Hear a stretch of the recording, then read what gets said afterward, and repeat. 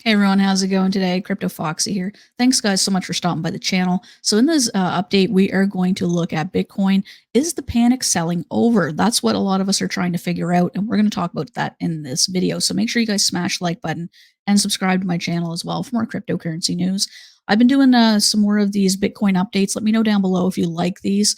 I've been seeing some views have been hit and miss, so I'm not 100% sure if this is kind of content you guys are looking for, but I like giving market updates. I find it, extremely helpful to know what Bitcoin is doing in order for me to kind of understand how alts are moving. So that's why I like to do these. So let me know down below what you think.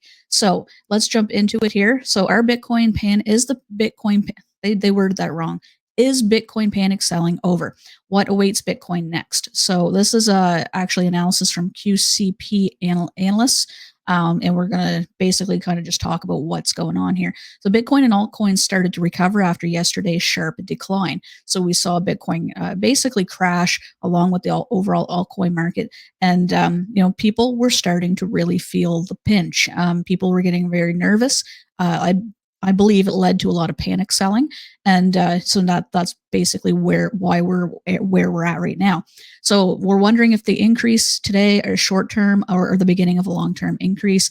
Analysts came from QCP Capital analysts. That's what we're reading right now. So the level of panic in the market has begun to decrease. That's what they've noticed. I've noticed that as well. Even just being on social media, you can tell, you can kind of gauge the overall emotions of everybody in crypto by, just reading some, X posts and things like that. It's kind of where I usually gauge my opinions there. And also we can look at, the fear and greed index and some other analytic tools like that.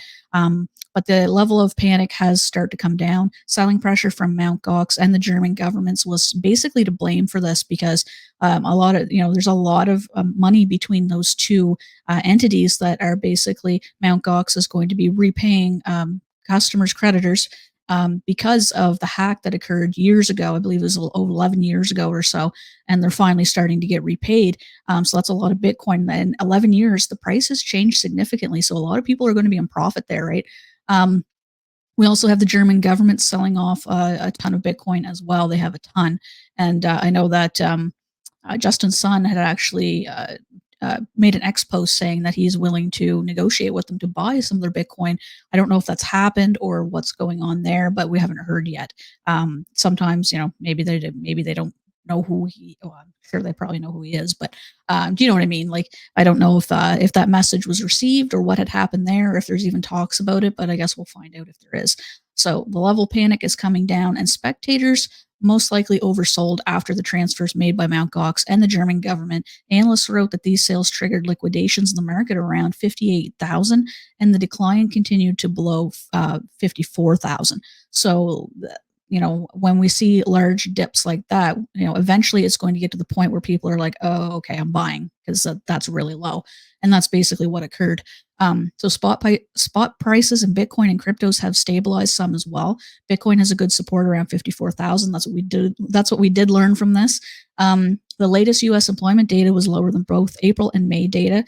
So basically what that tells us is the inflation is coming down with job losses, right?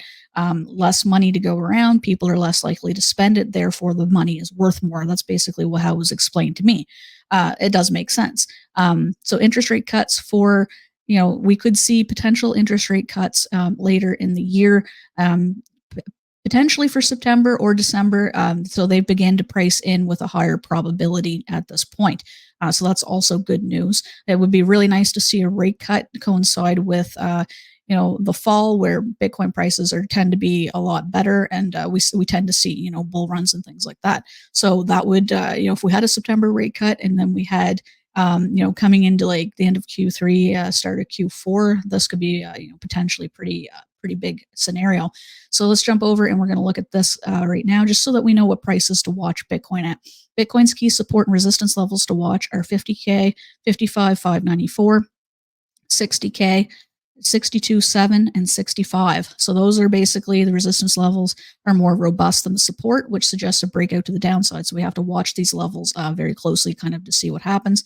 Obviously, we need to hit that 65K level again to basically push back up to the 70K mark, because that's basically kind of a psychological level that we have to overcome in order to reach new all-time highs. So I think that's a little piece away right now, but as for right now, I think Bitcoin's holding fairly strong where it's at, and hopefully we will get to see some relief from the selling there. But that's what I got for you guys in this video. Just want to give you a quick update what's going on there. So let me know down below if you like these Bitcoin updates, and I will keep producing some of them for you guys. I'm gonna try and do one every day or every other day, just kind of basically however the market's going, if there's something to talk about, and things like that. So thanks so much for tuning in, and I'll catch you guys in the next one.